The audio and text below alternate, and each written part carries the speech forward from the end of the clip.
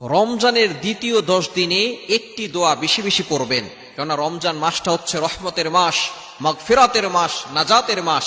এই মাসে আল্লাহ তাআলা অসংখ্য অগণিত মানুষের গুনাহ খাতা ক্ষমা করবেন এবং অসংখ্য অগণিত মানুষকে নাজাত দিবেন, মুক্তির ব্যবস্থা করে দিবেন। সুতরাং একে একে করে রমজানের 10টি দিন আমাদের কাছ থেকে বিদায় নিয়েছে।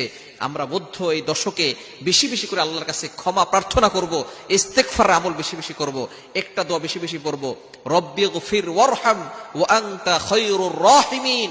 আমরা রমজানের প্রথম 10 দিন পার হয়ে যাওয়ার পরে দ্বিতীয় 10 দিনে এই দোয়াটা বেশি বেশি করব, রব্বিগফিরলি এবং রব্বিগফির ওয়ারহাম ওয়া আনতা খায়রুর রাহিমিন। যারা বড়টা পড়তে পারবো না, ছোটটা পড়বো, রব্বিগফিরলি, অথবা আল্লাহর কাছে ক্ষমা চাইবেন, আল্লাহ আমাকে ক্ষমা করে দাও। রমজান চলে গেল কিন্তু আমরা আমাদের গুনাহ খাতাগুলো ক্ষমা করাতে পারি নাই।